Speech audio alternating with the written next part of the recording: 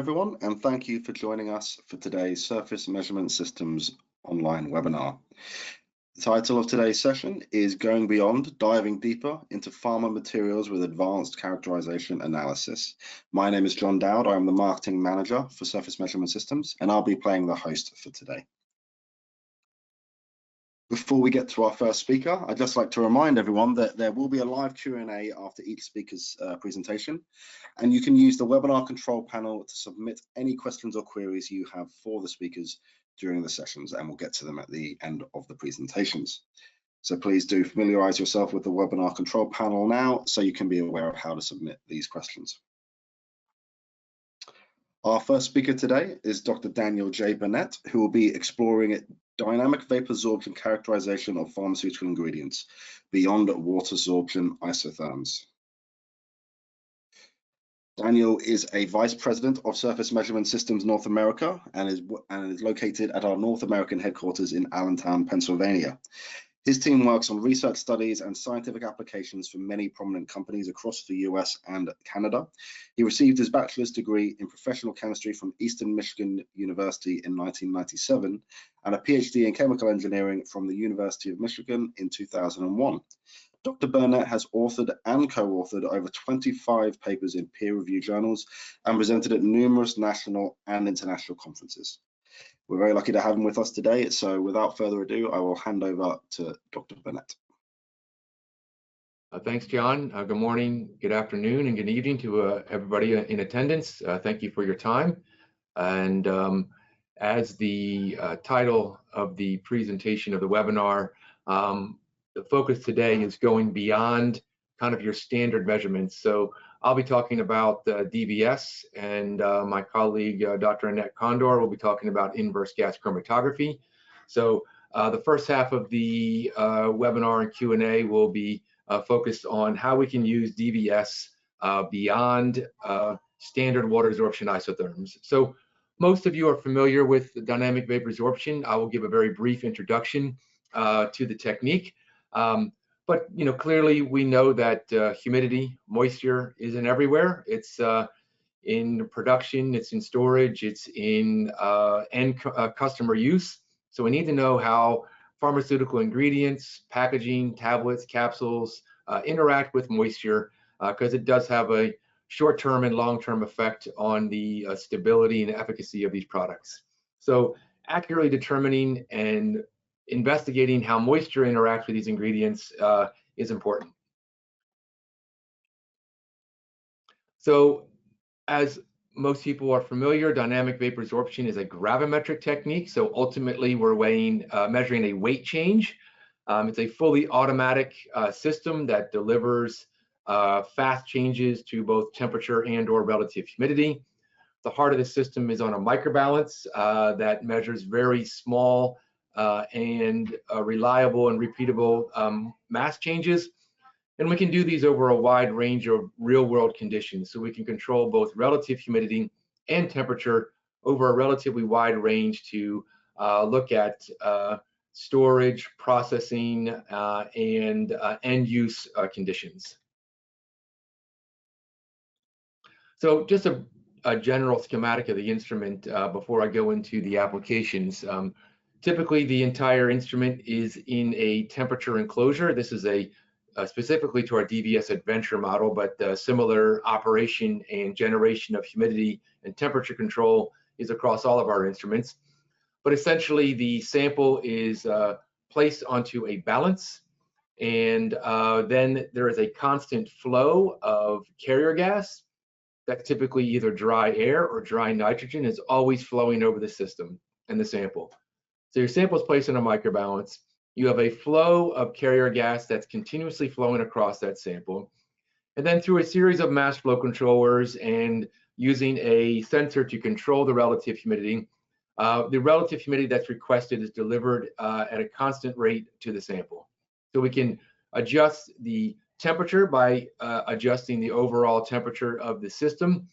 And then we can control the relative humidity by mixing a saturated and unsaturated flows in different proportions to deliver the RH to the sample.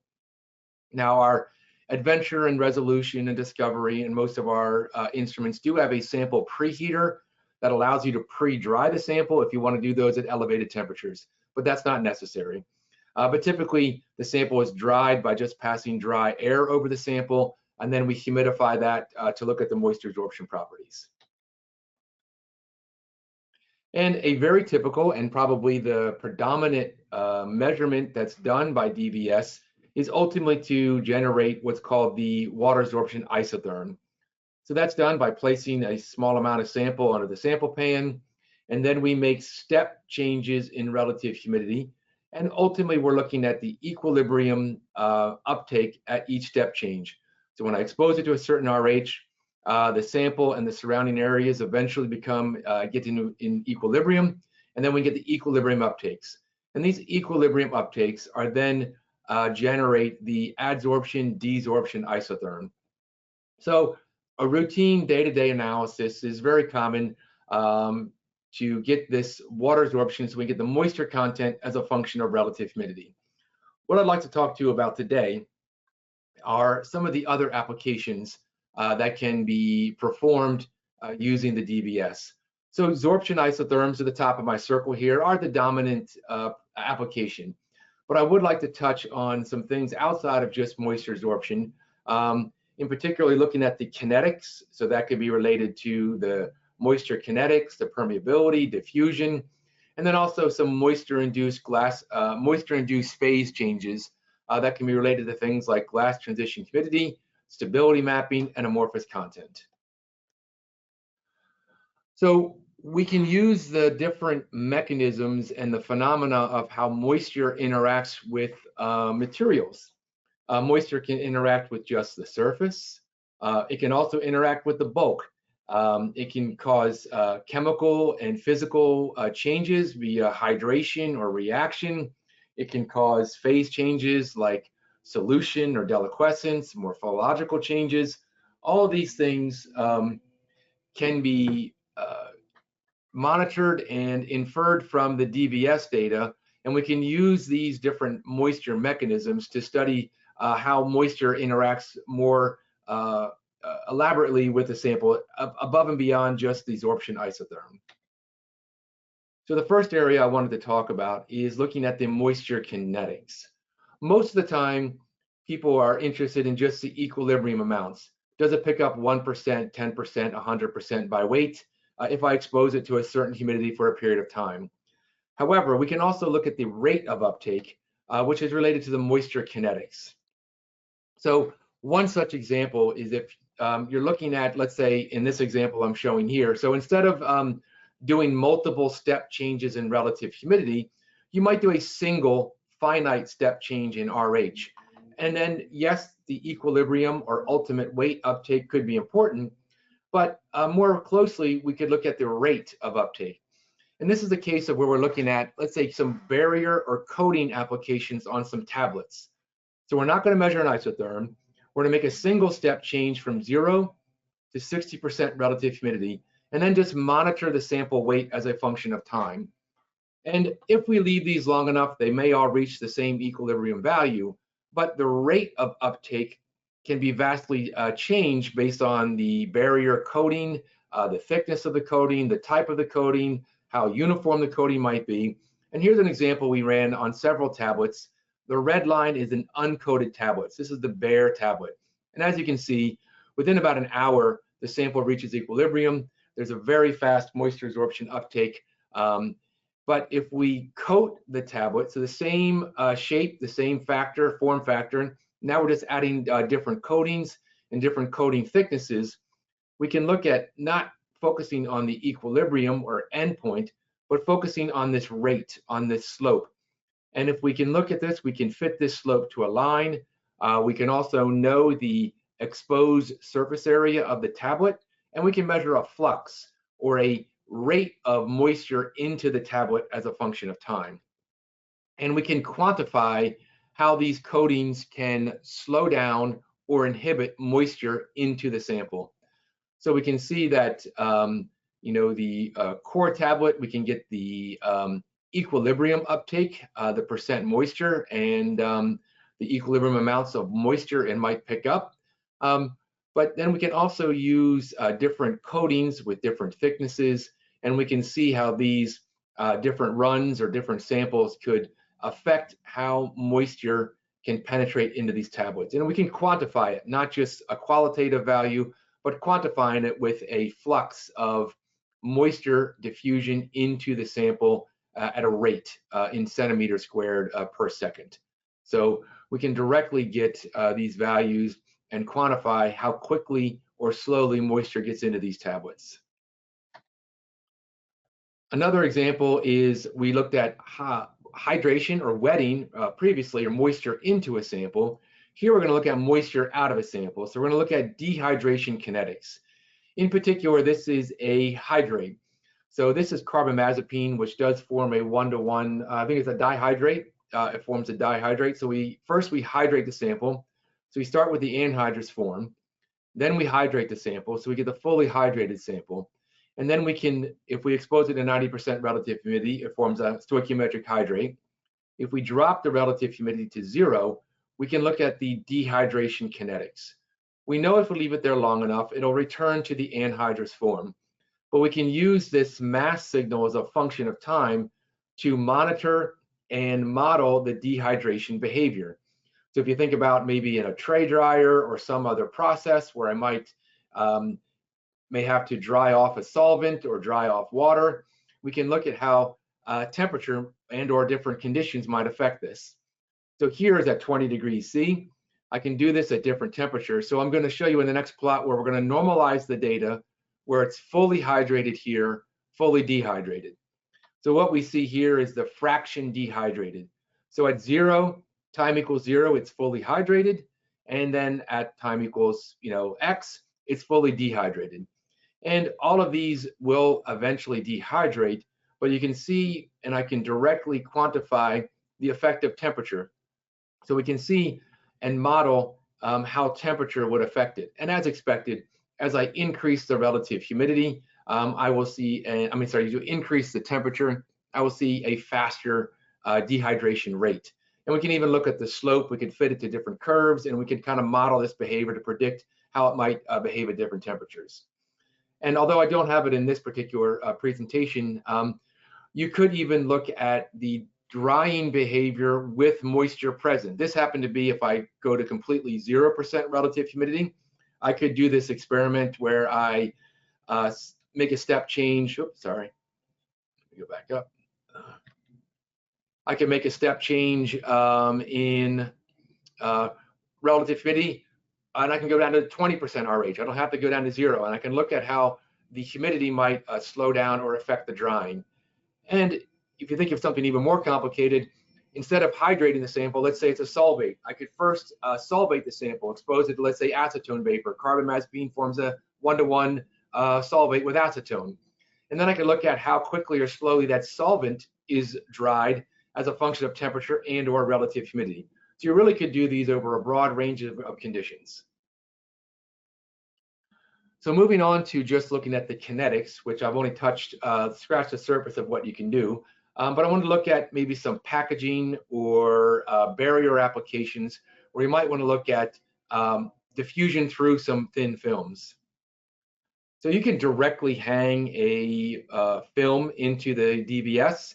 I could also coat, let's say, a glass cover slip. So this could be a cream, it could be a humectant. I could be looking at, I could cast a film onto a substrate.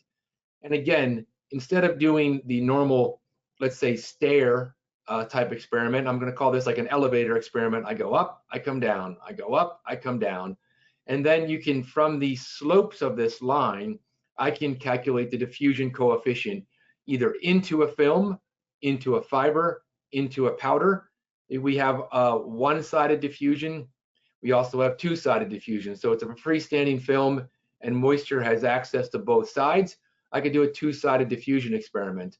All I would need to know is the thickness of the film.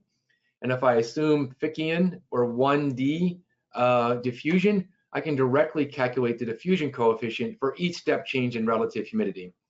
If it's a one-sided diffusion experiment, I still need the film thickness. It's just a slightly different formula. We can also do it for powders. So if I know the spherical or average particle size, and I assume a sphere, then I can calculate the diffusion coefficient into that powder or that ingredient. So these are ways we could quantify, not just qualitatively looking at the kinetics. I can quantify the kinetics directly with diffusion coefficients. Another application where it might be of interest is if you want to look at a real world blister pack or some other physical pack that you can put in the DBS. So in this case, instead of putting the active pharmaceutical ingredient, or you could put the active pharmaceutical, you put the tablet on the inside if you wanted to. But if I wanted to purely just look at the effect of my blister pack, you could put in a desiccant or a zeolite or activated carbon, some sort of high absorbent capacity material on the inside of the blister pack. And then I can load that into the DBS. I could then expose it to a certain relative humidity on the outside and then monitor the weight change. And the bulk of the weight change will be due to the moisture traveling across that membrane or that packaging application and then being picked up by the desiccant on the inside. And then we can look at the effect of relative humidity and or temperature. And that could be looking at, how maybe defect sites or poor sealing or other things could affect ingress into that blister pack and then being potentially picked up by the sample and then causing that sample to degrade over time. So you can really get creative with a lot of different options. One standard option that SMS offers, and this does not require any different instrumentation, it's just a sample accessory, is what we call our pain cell. And this pain cell is designed to directly measure water vapor transmission rates. Some of you are familiar with those measurements with other instrumentation, but we can directly measure that with the DBS as well. Essentially, it's a sample cup. On the inside of the cup, again, you would put a desiccant or a zeolite or some sort of a drying agent on the inside. You seal the sample cup with your sample film. The film will have a fixed opening or surface area. And then we place this sample cup into the sample pan. And then again, we can change the relative humidity exposed to the sample. We measure the mass change due to the transport or flux across this membrane and being picked up by the desiccant on the inside. So this will directly measure water vapor transmission rates. We can do this again at different relative humidities and or different temperatures. And from the slopes of these lines in this transient range, we get the slope. We know the cross-sectional area, and therefore we can directly measure the flux across this membrane. So again, you could do different temperatures, different samples, different conditions. So that's one way we could look at, packaging applications or barrier properties that might be important for pharmaceutical ingredients. So moving away from the kinetic measurements that I talked about with diffusion measurements, permeabilities, and moisture kinetics, I'm going to move into some moisture-induced phase changes, in particular looking at the glass transition relative humidity. So this is a different type of experiment. So instead of doing step changes in experiment and step changes in relative humidity, we're going to do a linear ramp in RH. So we'll draw the analogy to a DSC experiment where you make a linear ramp in temperature, and then you look at the changes in heat capacity to look at melting points, glass transitions, crystallization events, restructuring. We can do the exact same thing where now we're controlling the relative humidity in a linear monotonic fashion, going from 0 to 90% relative humidity, but the mass change is not linear, it's not monotonic. And that's due to the different regimes of how moisture can interact with the sample. When you're at low relative humidities, you can see it's relatively monotonic, and that's because you probably just have surface sorption. Then you do have some sort of structural rearrangement, and then eventually you might have a glass transition point. If water is a strong plasticizer, it will increase molecular mobility significantly at the glass transition point, and you see this rather large increase in uptake as it goes from the glassy to rubbery state. And so we can directly measure the humidity that will induce a glass transition. We know temperature will induce a glass transition, but for a lot of ingredients that are moisture sensitive, water will induce a glass transition as well. And then eventually this particular sample will recrystallize. I'll talk about amorphous to crystallization, more amorphous to crystal transformations in a few slides. But here we can measure at a particular temperature what relative humidity will induce a glass transition and cause it to spontaneously recrystallize. We could repeat this experiment at several different temperatures and then get kind of a 2D phase change or stability map. So here we have temperature on the x-axis, relative humidity on the y-axis, and here are the different points. So we can take this point where it forms a glass transition, the point where it recrystallizes, and we can plot those as a function of temperature. So below this point, as long as I keep the sample, let's say at 30 degrees C and 20% relative humidity, the amorphous phase, although stable amorphous is an oxymoron, the amorphous phase will be relatively stable. Molecular mobility is inhibited. It'll be stable for quite a long period of time. Once I get above that moisture or temperature-induced glass transition, it's only a matter of time before something will spontaneously recrystallize. At these points, it spontaneously recrystallizes and crashes out to the crystalline phase. In here, it's kinetically limited by the solid-state phase change, but it will happen over time. But it allows us to look at a stability map of where we can maybe potentially keep amorphous materials relatively stable. And we don't have to do this with a pure sample. This happens to be lactose, spray-dried lactose. But we know with a lot of pharmaceutical ingredients, we want to keep the API amorphous due to bioavailability and solubility reasons. So we co-process, we make hot melt extrusions, freeze-dried solution samples, spray-dried samples to make the amorphous phase stable. And one way we could also do very similar experiments with mixtures. So this is just to illustrate how co-processed materials can change the stability windows of these materials. This is a freeze-dried sucrose, just as an illustration. Freeze-dried sucrose, it will be amorphous. It will recrystallize spontaneously when I get it above 50% relative humidity. Here's the crystalline phase. Sucrose will deliquesce when you expose it to very high humidities. That's what we see here. But if we freeze dry this with some sort of anti-plasticizer or high molecular weight material, in this case, it happens to be a protein. And again, this is just to illustrate looking at co-processed materials. Practically speaking, I don't want to make sucrose amorphous for any pharmaceutical benefits. It's just showing how I can do this. But you can see if I co-process or co-freeze dry this with some other material, these phase transitions change. We can delay the onset of crystallization of the sucrose to higher and higher relative humidities, ultimately making the final formulation more stable. So we don't have to do this with pure APIs. We can do it with final formulations, and we can look at both the moisture-induced glass transitions and crystallizations, and in this case, deliquescence points. And we can see how these transition points will change as we formulate it with different ingredients. We can also, in a limited range, do similar experiments with temperature. It is a little slower. It's not going to be as fast as a DSC experiment, but we could maintain a constant relative humidity and make small changes in temperature. Again, the temperature range in the DVS units, as you know, is relatively limited. We're not getting up to several hundred degrees C, but we could maintain a constant humidity and then look at what we call an isoactivity. So in this case, we're looking at magnesium nitrate. We're changing at 4 degrees C per hour, and we can see where it deliquesces. We can actually pinpoint the deliquescence point as we get to a critical relative humidity. Similarly, we can look at crystallization events.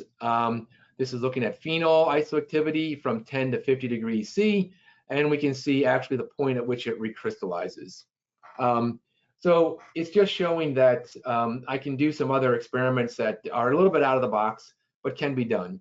But we could do these experiments at a fixed background of temperature. We can change the temperature by maintaining a fixed background RH or a fixed background organic vapor concentration. Again, the temperature range will be somewhat limited, but it is possible. So moving on to the last part I'd like to talk about before we open it up for Q&A and pass the ball to Anett for looking at inverse gas chromatography applications. I want to talk about amorphous content. So we have the advantage that for a lot of materials, the amorphous to crystalline transformation is very evident to detect and monitor by moisture absorption. For a lot of samples, the amorphous phase has a sometimes order of magnitude higher moisture absorption capacity than the crystalline phase. The amorphous phase has higher free volume, typically has higher surface area, typically has a higher dissolution in water than the crystalline phase. So for instance, one of our favorite examples, spray-dried lactose, you can see the uptake gets to a critical point, and then it crashes because the crystalline phase has a much lower water absorption capacity than the amorphous phase.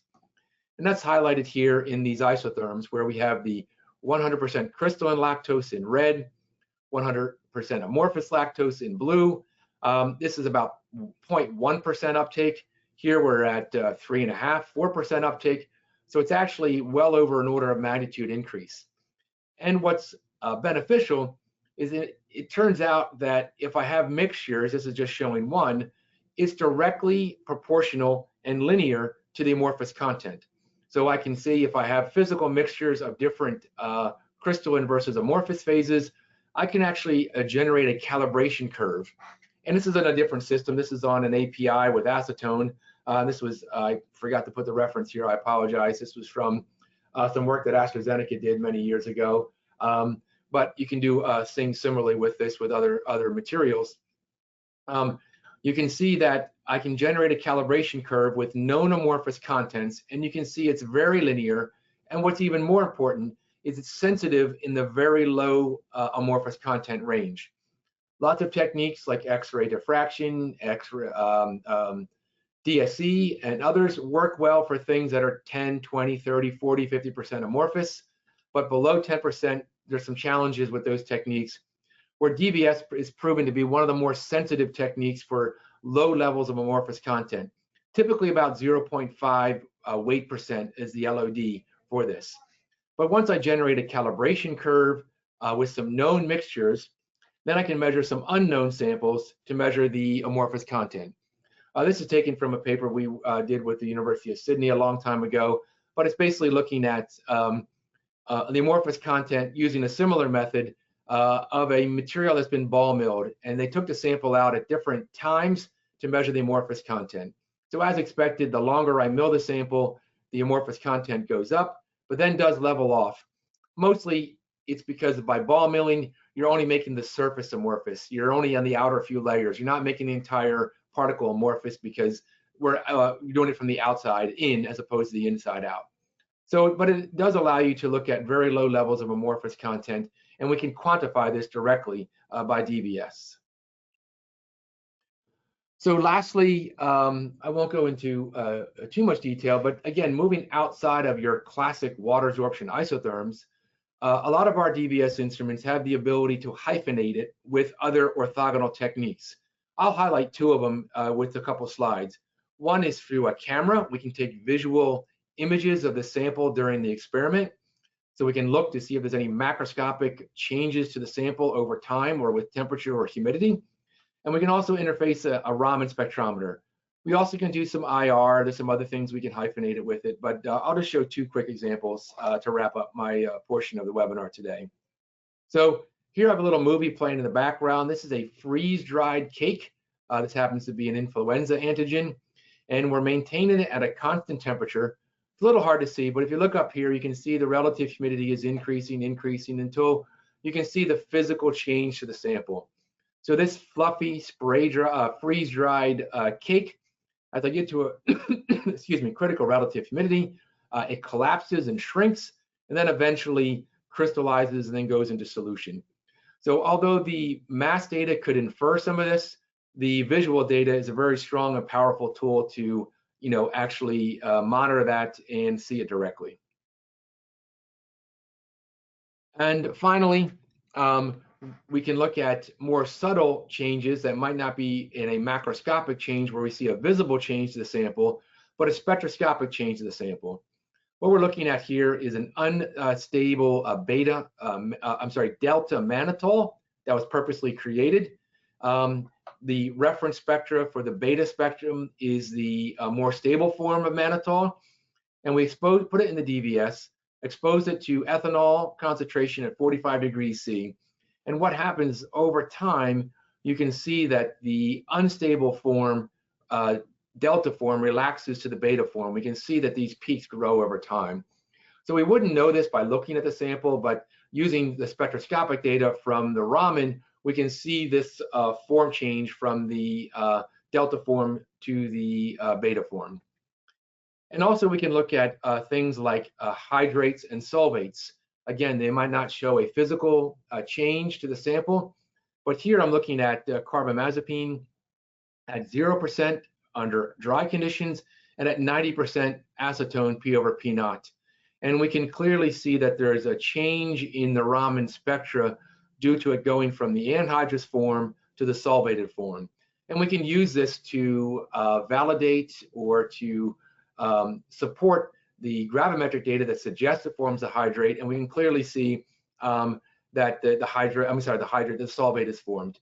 And in the larger presentation, we've done this with both hydrates and solvates, and we can use to see which one is thermodynamically preferred based on mixtures of water and acetone concentrations. If you have interest in that, we can show you that at a later date.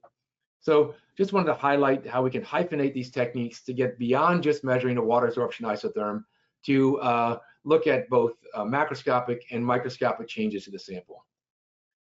So as I wrap up, I will just remind that we do have a Absorption Academy that's under our Absorption Hub, so www.absorptionhub.com. If you're one of our customers, you can request access to this. All of our past webinars are uploaded onto the Absorption Hub. We also have a lot of good training references. We have application notes. We have a lot of material that's been put up here for you to get this information and study at your leisure. So there are training courses, there's practical guides, there's videos, there's tips, all that's on our Absorption Academy. Also at our Absorption Hub, we do have our technical support. So if you have any issues with your instrumentation, any questions, you can submit a ticket directly, or you can log on here to look for these queries. So with that, I will wrap up my portion of the presentation, and I believe John will lead a Q&A session before Anett covers some inverse gas chromatography applications. That's great. Thank you very much, Dan. Yes, now we have our audience have the opportunity to submit any questions for Dr. Burnett. So please do submit these in the questions tab in the control panel to your right of your screen. We have just one initial question already, Dan, so I'll just shoot that up for you. They have asked, is it mandatory to preheat the sample every time? Because most amorphous samples will have a TG less than 100. You're absolutely correct. No, and typically for pharmaceutical ingredients, we don't recommend preheating the sample. So normally we would just do what I call passive drying, where we just let the dry air pass over the sample to remove the moisture from the sample. It's only if you know your sample is safe. And although the preheater will go to 200, I can control any temperature I want. So I can set the preheater to 50 degrees C. I don't have to go to 200 degrees C. That's just the maximum. It's a user programmable to go to any temperature you want. But for most pharmaceutical ingredients, unless you know your sample is very stable, we don't recommend heating it prior to the measurement, because as you correctly state, you don't want to change the material before you measure it. Right, thank you. Another question here. Could you explain how to measure deliquescence critical relative humidity, RH0, for a solid? Do you operate a ramp of the relative humidity versus time, or a series of relative humidity steps surrounding the expected RH0 value? That's a good question. We would do it exactly like I showed you the glass transition RH experiment. We would recommend a ramp. So we go from one humidity to another humidity over a fixed time period. So it'll do a slow, controlled, linear ramp. And if you plot the derivative, or the dm/dt, it'll clearly show that transition point when it goes to the deliquescence. So again, we would recommend a ramp experiment to very accurately determine the critical relative humidity for deliquescence. Yeah. Let's wait for any last questions.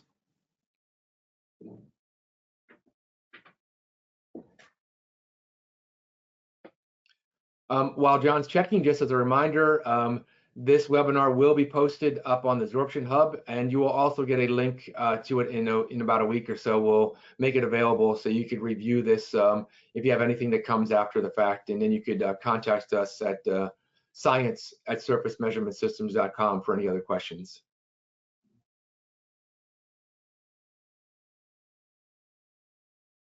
Okay, I think that's the last of the questions. So thank you once again, Dan, and we'll move on to Anett's talk now.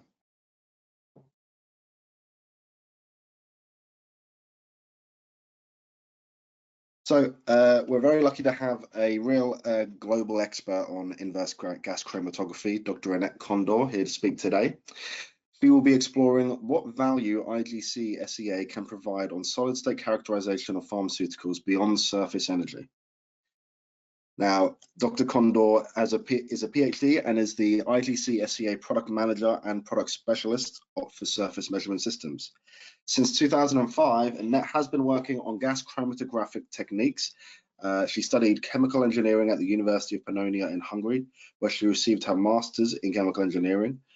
She's accredited by the British Institute of Chemical Engineers and has a PhD in chemistry and environmental science.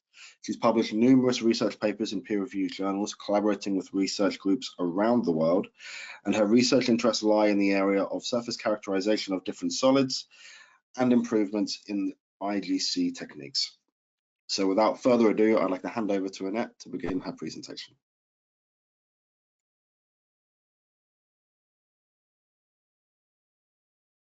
Thank you, John, for the introduction. Hi, everybody.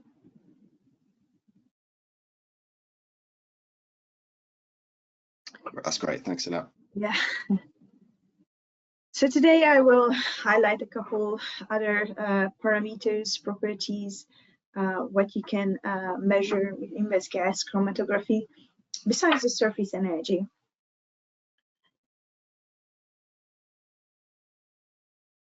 Just to recap on IGC, if you are not familiar with, the technique was developed in the 60s, and for almost 40 years there was no commercial device available. So that's why it's still a relatively new technique or instrument in material science. So the first commercial system came out in 2000 by SMS, and then we made a purpose-built inverse gas chromatographic system, and we called it surface energy analyzer. Its main purpose to measure the surface energy of solids, nevertheless suitable to determine other physicochemical properties, but I will show you today. And on the list of publications, the number of publications by year, you can see after these two important date or years when the two products was released. After that, the number of publication significantly increased on IGC. Since then, it's just increasing constantly, showing the usefulness of the technique and the importance of surface energy and physical chemical properties of solids. IGC is very similar with the traditional analytical gas chromatography. It's also a gas-solid chromatographic technique. The difference is that in case of IGC, the solid phase is our sample of interest, and we inject through this sample or column, which is packed with our sample, pure organic vapors one by one. Measuring the time of all these different organics, we can determine different physicochemical properties of the solid. So while analytical gas chromatography is more like a quality and quantity analysis technique, IGC is more like a research device. It provides you important properties about your solid. On this slide, you can see the instrument on the right side and the schematic of the system.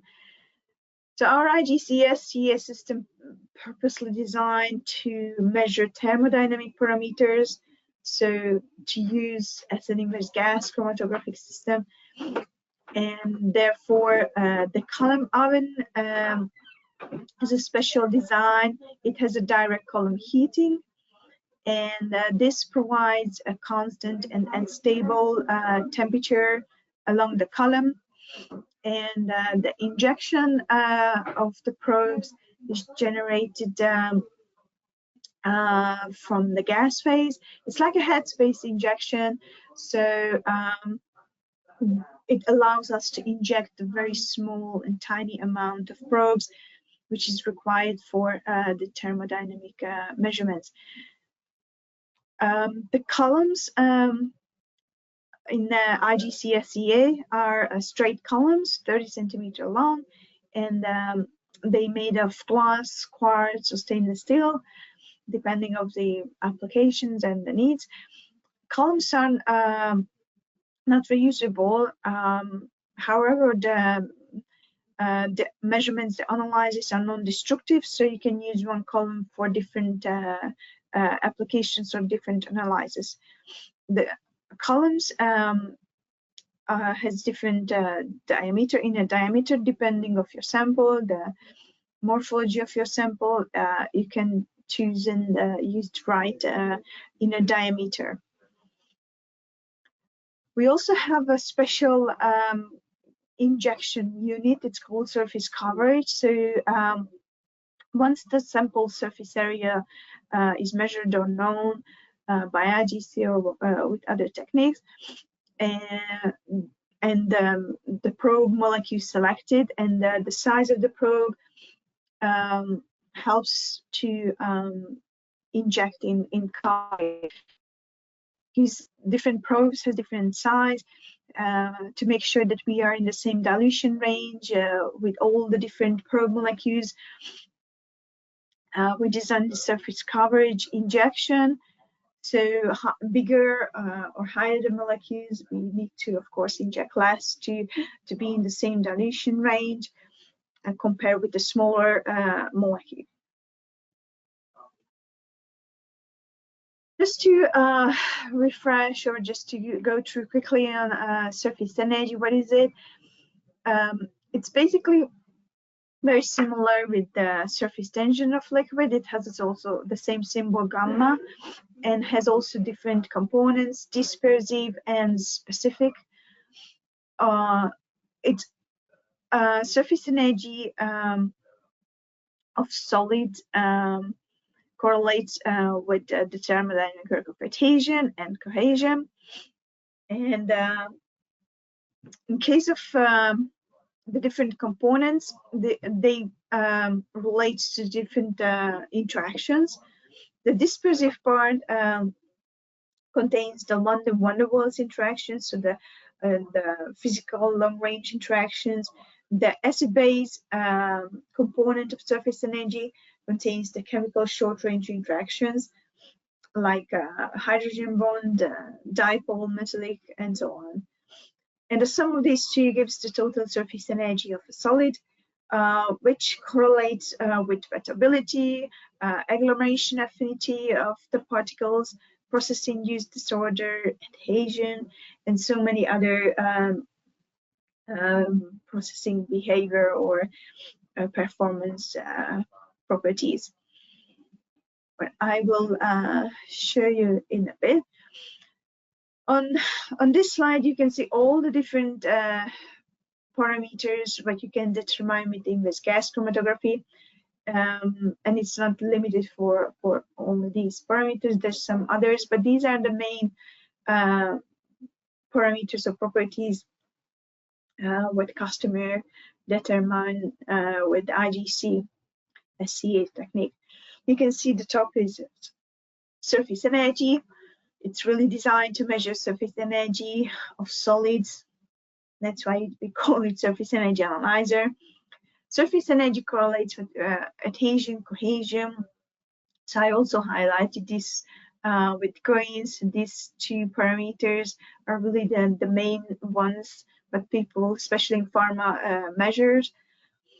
But besides these, there's other parameters, properties like pH-specific surface area, or Gibbs free energy of different solvents, solubility parameters, glass transition temperature, heat absorption, which could be also very useful and very informative in case of pharmaceutical samples. Surface energy, it's proved to be an important property of pharmaceuticals. I will show you just two or maybe three publications on it, which highlights the importance of surface energy. This one was published by Pfizer, and they listed a couple API properties which has a strong influence effect on the drug product attributes. Surface energy is also there. So surface energy has also an effect on processing, performance, and shelf life of drug products. You can also see on this graph that these API properties, which are in the middle, they're also linked together. So if you change one of the parameter or one of that properties changing, the other will likely change as well. Also, this nice overview paper on pharmaceutical powders. This highlights the connection between tablet strength and surface energy, and how this could be correlated together. And it's surface energy is one of the critical variables of a pharmaceutical manufacturing process. And in case of pharma, there's a couple of very challenging products, and tablet is one of them. And this graph is represents the recalls based on the different pharmaceutical products. It's from an FDA report.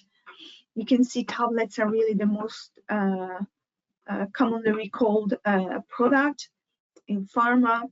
And so it's the most challenging one. The reason of the recalls are different, distillation issue or hardness or viscosity problems. So there's so many things which caused this decision. And this relates to my first study I wanted to show you today. It's on tablet, the sticking properties and the sticking issues of tablet. So this study focused on to determine the blending time with the lubricant to avoid sticking with the punch material. So the blending, the formulation with the lubricant is a key process in pharmaceutical manufacturing.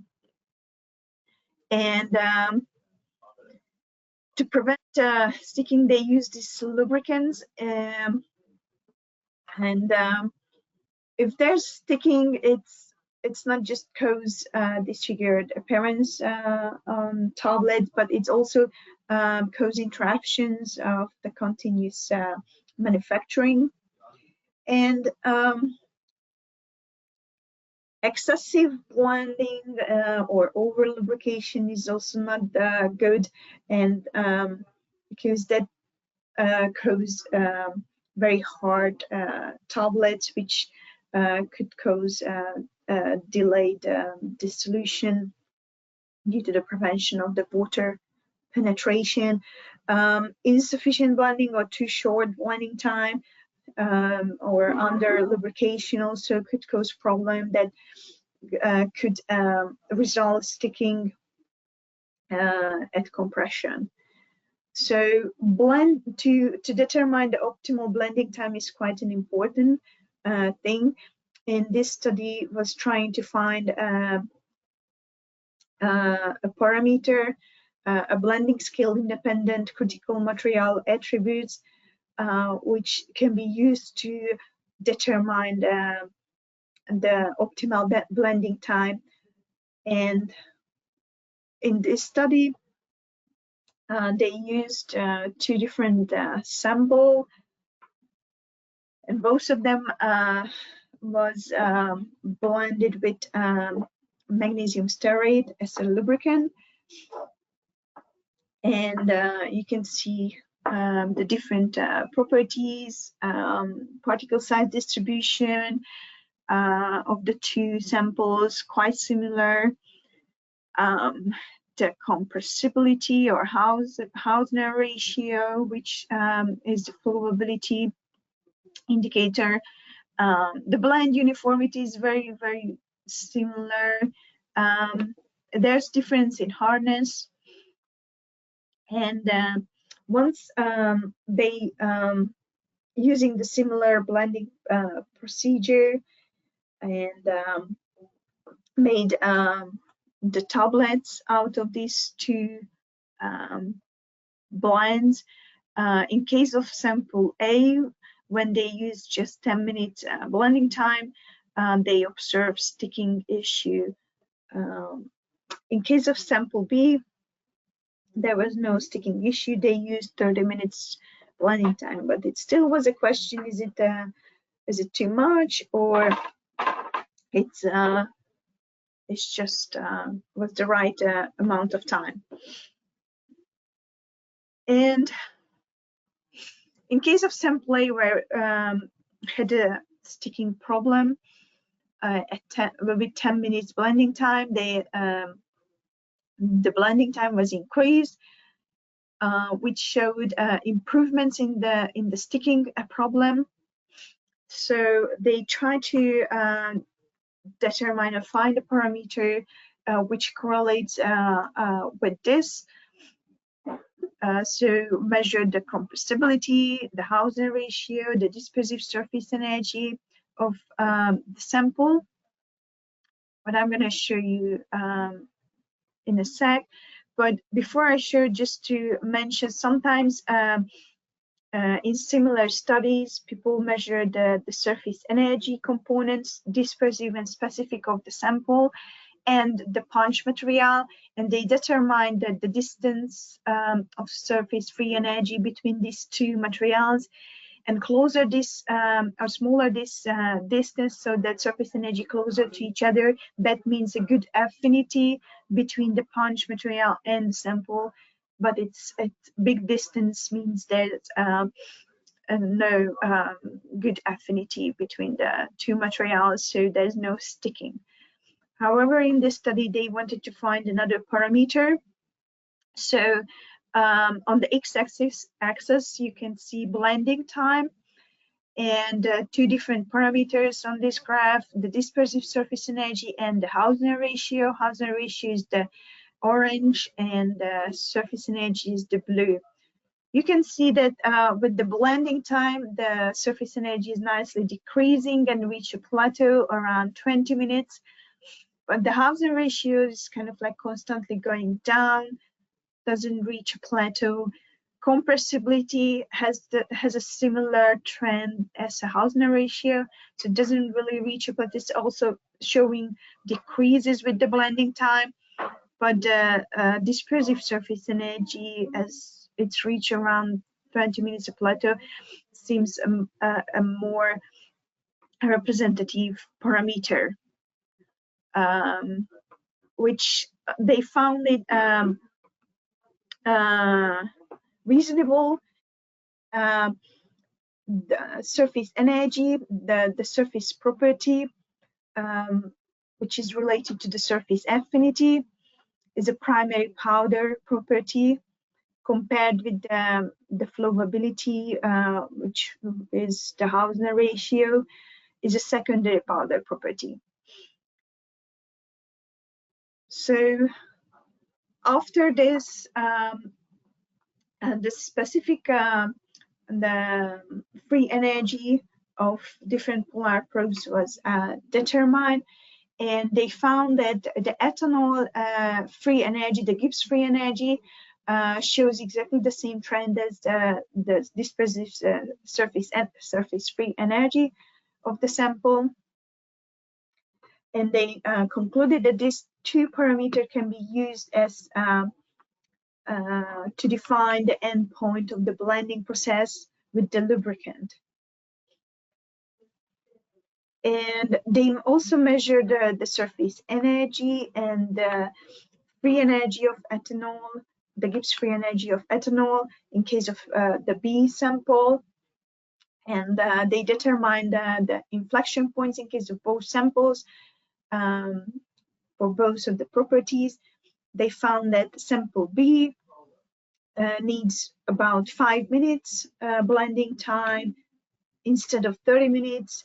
And in case of sample A, 10 minutes was clearly not enough, and they had sticking problem. But 20 minutes seems an optimal time for this sample, and both of the property, dispersive surface energy and the Gibbs free energy of ethanol provided the same result, which blending time could be optimal for the sample. But why is ethanol? The surface chemistry of the sample A was also determined.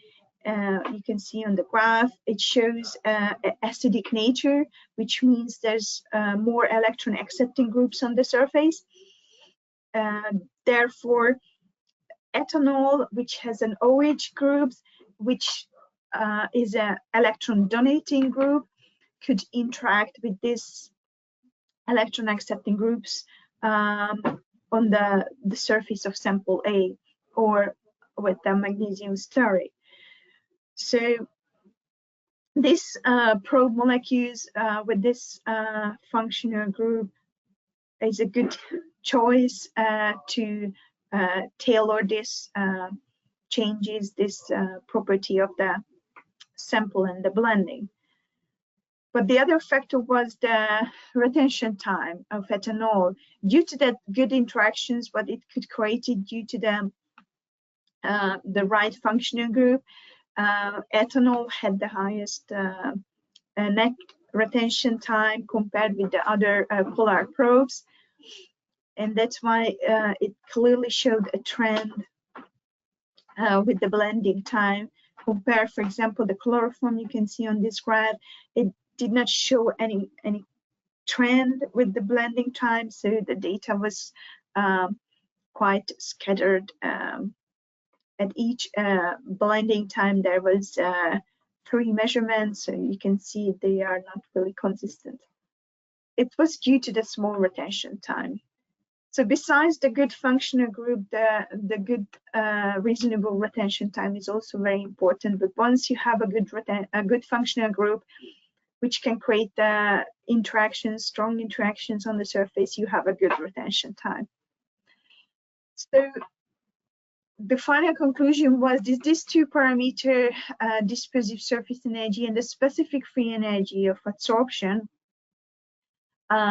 can be used to determine the optimal blending time for the different blends, for different pharmaceutical blends, which helps to optimize and to reduce sticking in case of solid formulations, so solid samples.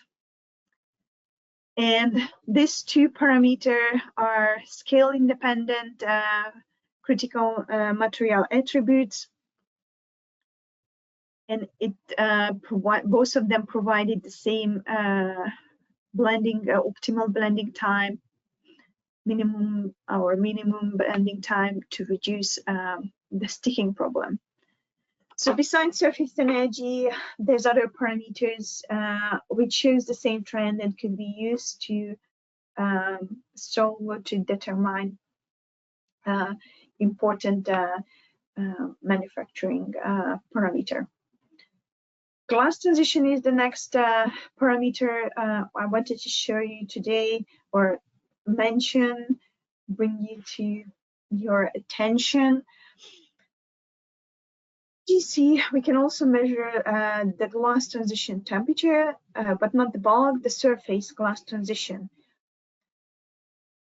DVS also you can determine glass transition temperature, but it's induced by the humidity. In case of IGC, it's induced by the temperature. So that's the difference between the two phase transition value. And in case of IGC, there's another benefit.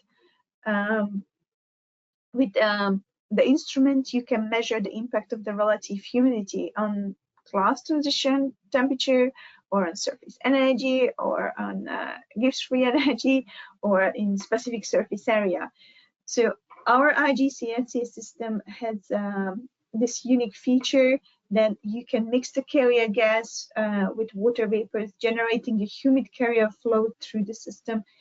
So you can measure the different physicochemical properties under humid condition. And the glass transition temperature measurement is basically looks like this. So we determine the retention time, the retention volume of a selected probe at different temperatures. So you injecting the same probe at different temperatures, measuring the retention time. The retention time will change as the sample structure is changing and going through some transition from glassy to rubber state. So when the sample is in a glassy structure state, the probe molecules only interact on the surface, and then when transition starts, there's this middle phase when it's glossy and rubbery. The probe molecules start to go into the bulk, absorbing into the bulk, which will increase the retention time and the retention volume. And once this transition complete, the retention time will also show a decreasing trend again with the temperature. So the first inflection point on this graph, which is the logarithm of the retention volume versus the 1T, that the reciprocal of the temperature. And so the TG value will be the first inflection point on this graph. So the impact of the relative humidity is quite an important factor in many surface properties, also in case of phase transition. On this graph, you can see how maltose phase transition temperature is changing with the relative humidity.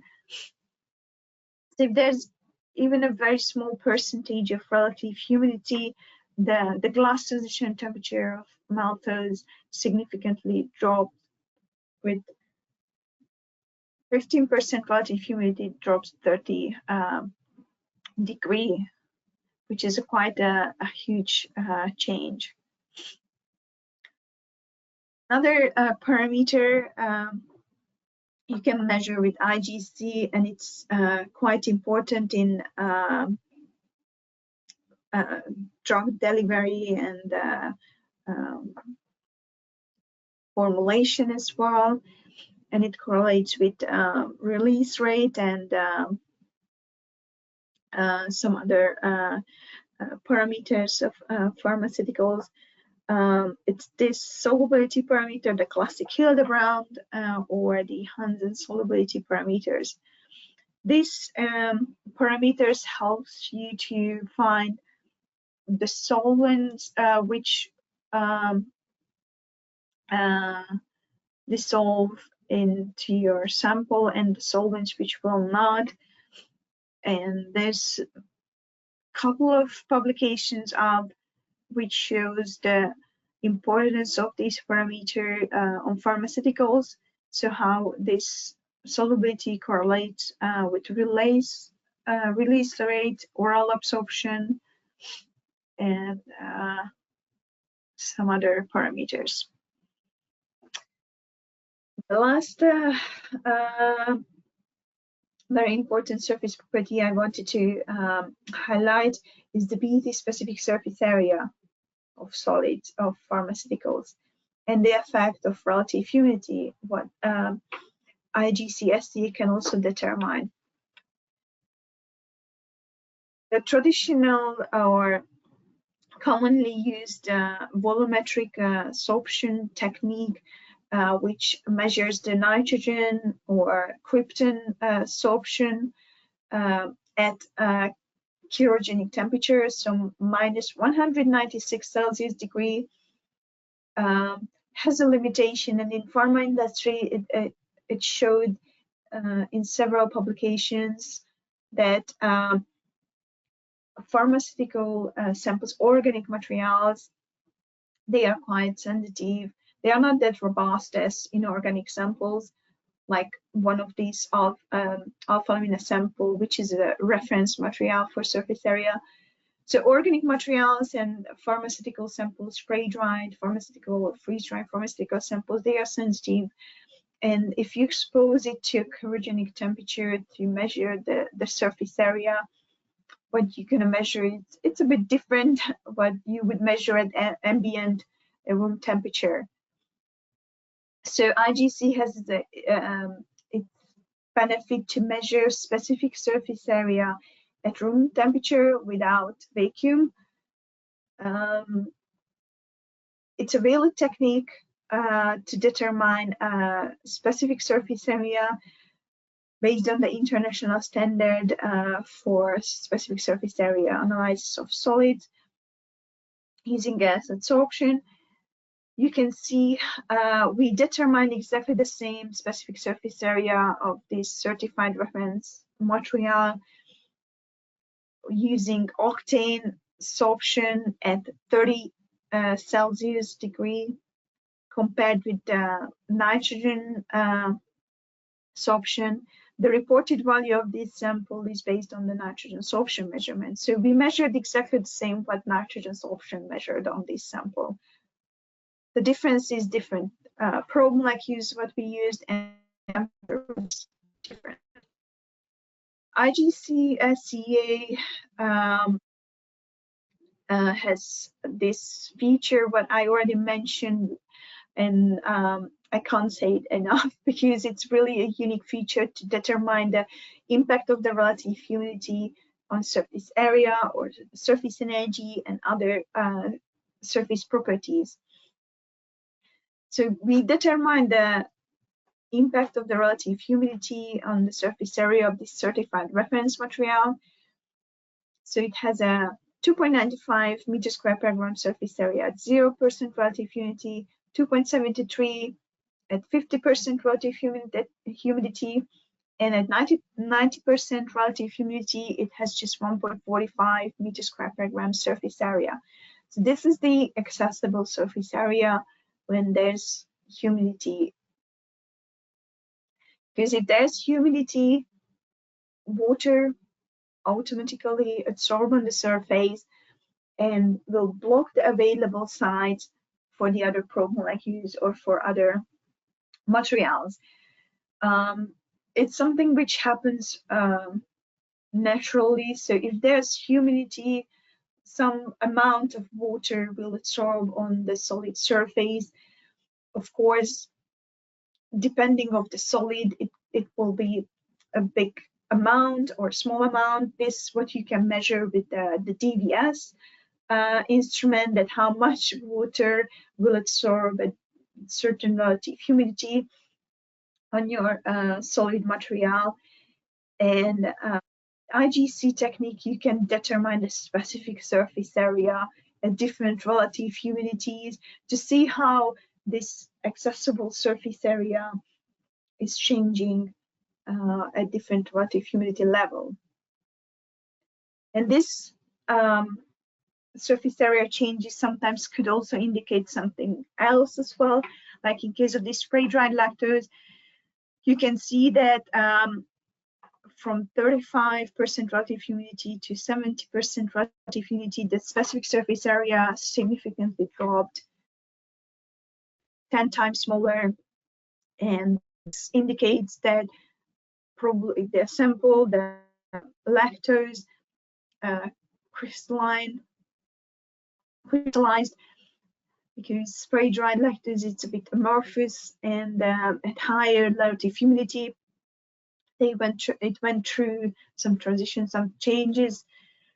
So at 70% humidity, it was a completely crystalline sample.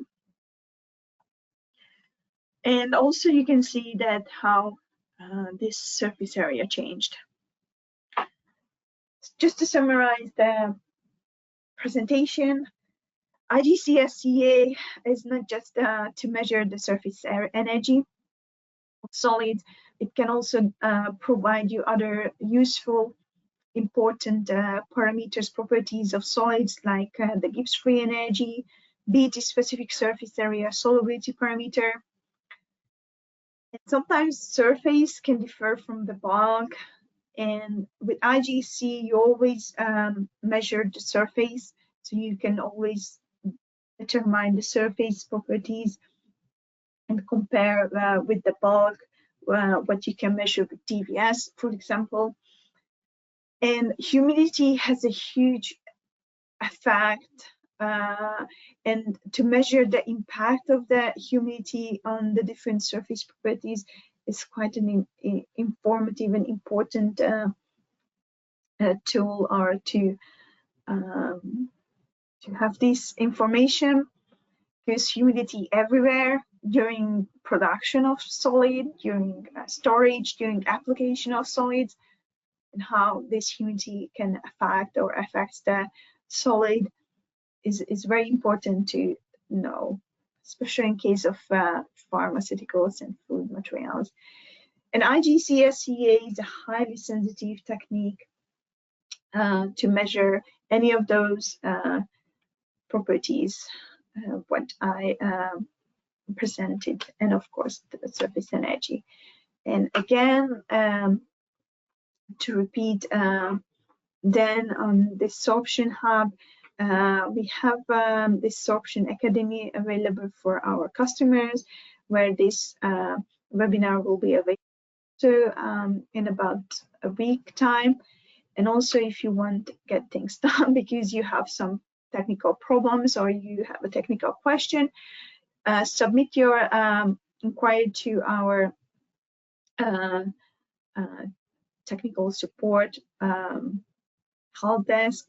And we have also a contract lab in India. So if you don't have sorption technique or just IGC, but if you want to explore a little bit more,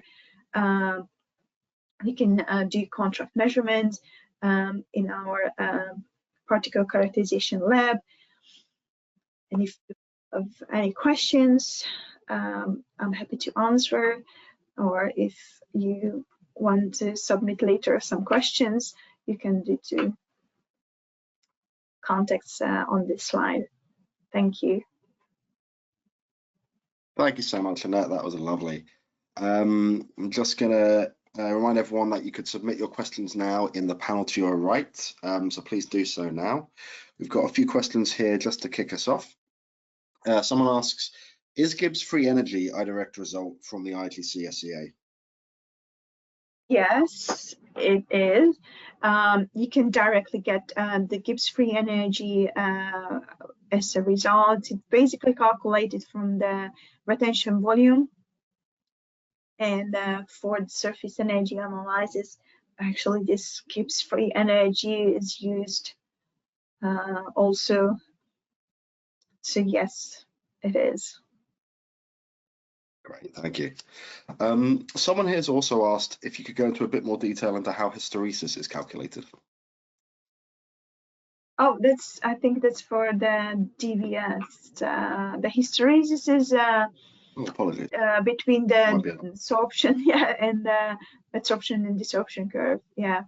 To calculate, I think Ben can correct me if I'm wrong. I think there's no direct way to calculate the area, but once you exported the data points of the absorption and desorption curve, you can easily calculate the area.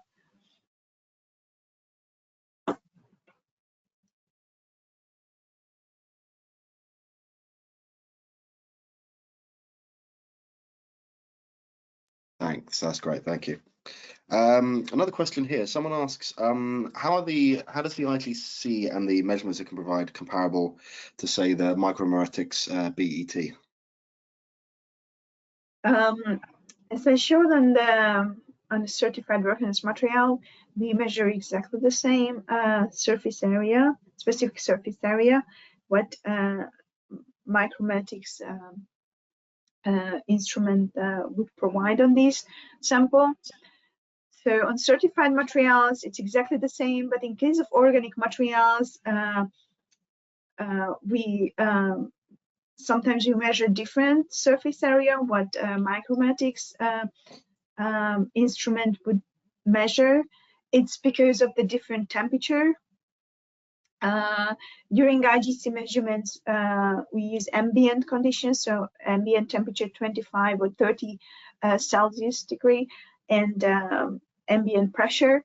While in case of nitrogen absorption measurements, you need the liquid nitrogen conditions, so cryogenic conditions, so minus 196 Celsius degree. There's also vacuum.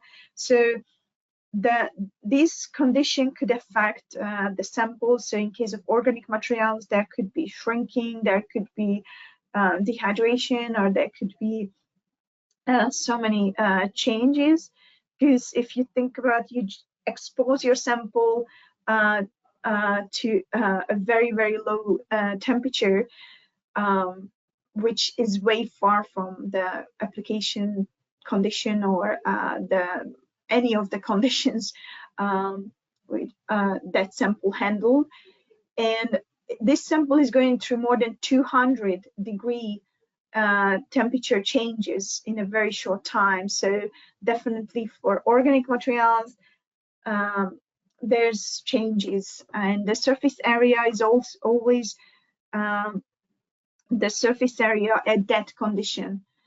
So in case of cryogenic condition, that surface area is at that condition, and surface area measured with IGC is at that room condition, what you apply, so 25 or 30 in ambient pressure. So, and it's more informative, I believe, to measure the surface area at a condition what you will use in the next process, or the application condition, instead of at an extreme condition. Great, thank you, Anett. And it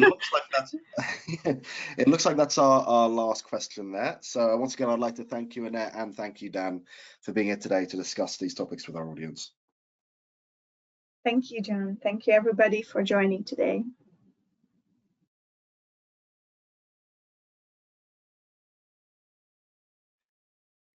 Yeah, I'd like to add to that to thank everyone for joining us today.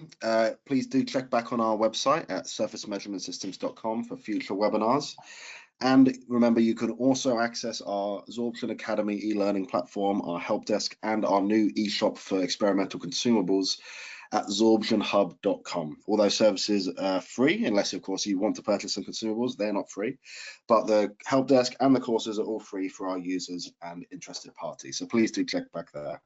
If you have any questions about anything that's been discussed today, please don't hesitate to contact us.